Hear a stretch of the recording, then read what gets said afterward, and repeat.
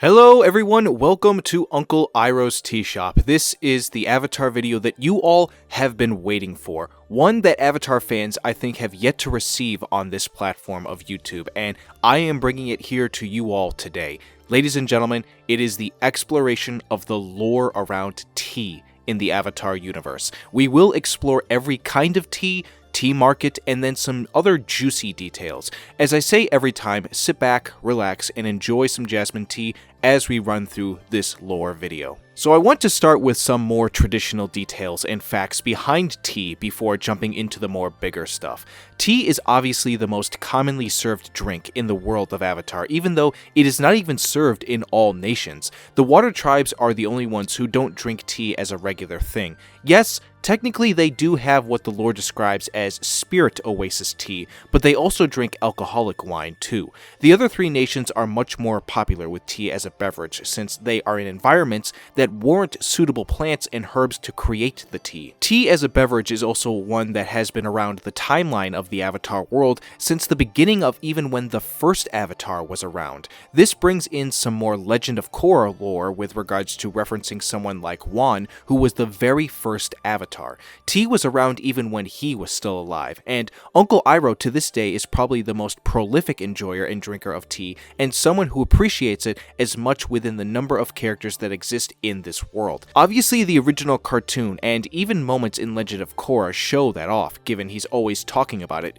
joking about it, and then drinking it with other people to have a calm conversation with them, and then also to achieve his goal of opening up a tea shop, which was the Jasmine Dragon in Ba Sing Se. So those were the more traditional details behind the lore of tea. So now I want to talk about the varieties and types of tea in this world. The air nomads have their own style of what they do with tea. They mix a bunch of ingredients together like flour, butter, or milk to help keep their bodies warm, and then the tea itself, which is used to help greet people from other temples as a sign of welcome. Black tea is a form of tea that is much stronger in its flavor than most other teas that are made with what are called withered leaves. It was a form of tea that was used in the Jasmine Dragon and got a name called Metal Brew in honor of Toph Beifong. Iroh, I can imagine, jokingly would tell customers that it would fuel up their day even if it gave them a punch in its strength. Qi enhancement tea is a form of tea that was used as a natural stimulant that would help improve strength and increase energy. It was mainly consumed by Earth Kingdom military officials and soldiers, but was drank very little due to its form of rarity. That is almost a good way to kind of look on the Earth Kingdom soldiers as maybe being the toughest of any army out there of the four nations, not just because of the element they bend, but because of what tea that they did drink. It also is the same tea that Aang drank at the beginning of Book 2 when he met with General Fong about going into the Avatar state. Ginger tea is a type of concoction tea that was made with a mix of ginger roots and was primarily used for medicinal purposes. It was also something that Iroh was fond of during colder nights in Ba Sing Se. Ginseng tea is a tea that was made with fresh roots and intense in flavor that was the kind of tea served at Zhao's base of operations during Book 1 where Zuko and Iroh met him to help get repairs for their ship. It is the tea that Iroh describes as the one that was his favorite since he was younger. Green tea is a very popular form of tea that was served in the Jasmine Dragon and was given the name Ba Sing Quan, a tea primarily consumed by people in the Earth Kingdom and particularly in the upper ring portion of the Ba Sing Se city. Lychee tea is another one available in the Jasmine Dragon and is also enjoyed mainly by people of the Earth Kingdom, specifically in Ba Sing Se. It is made from lychee nuts and is commonly found in many parts of the globe. In the summer, it is the most popular tea in the Jasmine Dragon and can also be found being served in the Flameo Hot Springs, which is a place that I believe Aang references in the original cartoon. Oolong tea at the Jasmine Dragon was available under the name Bender tea. It was cultivated as something to give to people who want a more balanced approach to life. It was also named for Aang and Katara and reflect their beautiful legacy. Red-blooded nephew tea, which might I add is the most strangely named tea in all of the lore in my opinion, is amber in color, grassy in taste and very bitter. Iroh has been said to not believe that it is a good tea and almost considered taking it off the Jasmine Dragon menu. He believed that if any customer tried to order it, that they would be somebody who got along with Zuko as a joke, which is probably where he got the name for that form of tea. Spiced tea is commonly served in the Fire Nation, which, given its name, is not exactly surprising. It is the kind of tea that was given to our main gang when they first met Hama after she found them camping in the bloodbending episode of the original cartoon. Spirit Oasis tea, which is one that I mentioned earlier when talking about the Water Tribe, is one that is where people pay respects to the Spirit Oasis and is made from ingredients growing in lush landscapes. Other than that, not many details are really known or shown about this form of tea. Tapioca tea was a form of tea that was invented by Iroh. It was a kind of tea made by stewing tapioca balls until they were soft and tender. Funny enough, I think it is also the same tea that is shown in the comic The Promise, which recently I read for the first time, so there is a coincidence to that. I reviewed that whole comic on my channel if you want to go check it out.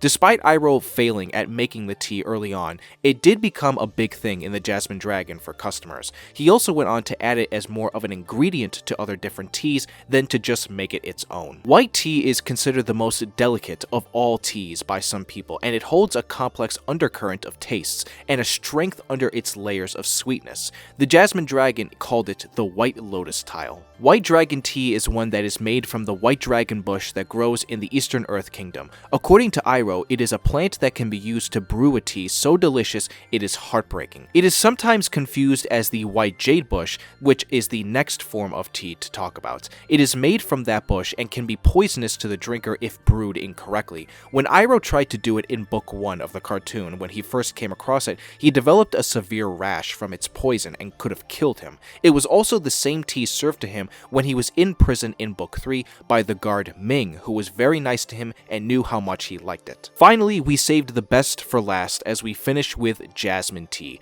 It is said to be relatively soothing, and it's Uncle Iroh's favorite form of tea. Go figure. According to him, achieving balance in this tea is what makes it really shine by bringing together fragrant flowers and infusing it in green tea leaves. It is able to maintain a gentle nature while being strong enough to stand out. It is a form of tea that is relatively very popular throughout the cartoon as far as how much it gets served and talked about through the characters, and of course, the main reason why Iroh gave his tea shop the name that it has. In that case as well, this is now a perfect time to segue over to talking about the tea houses that are featured within the lore of Avatar. And with that in mind, we should also then start with the most important one of them all, which is the Jasmine Dragon. It is of course the tea house owned by Uncle Iroh and is in Ba Sing Se at the Upper Ring. It was once a failing tea house, but once taken up by Iroh, it became widely visited by many citizens of all types due to the change in tea served there. The next tea house is the Golden Cloudberry. It was a tea house that was around during the days of Avatar Yang Chen. It is located in the city Benair, which is located in the Earth Kingdom. The King's Tea Palace is a tea house located in the Earth Kingdom Royal Palace grounds, surrounded by gardens, and it was among the most prestigious tea houses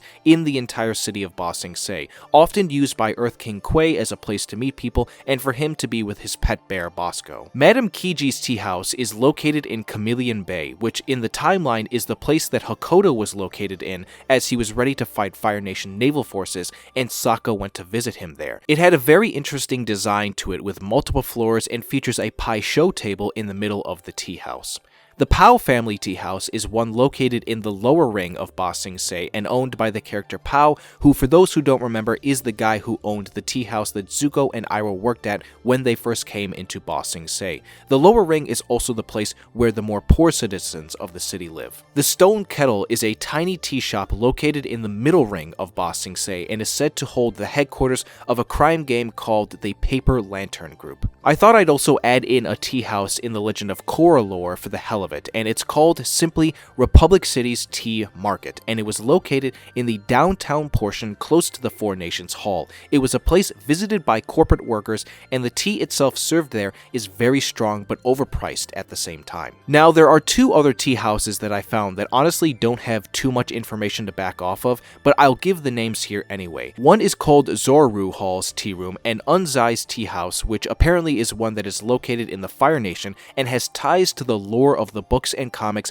with relevance to Sozin's sister and other characters that I don't quite have a familiar look on, given I haven't read all the books and comics. To end off the video, I also wanted to speak to a real-world connection of some of the tea in Avatar and how it relates to us in real life. Obviously, tea is very common in the real world, and there are many different types of tea in Avatar that also exist in real life.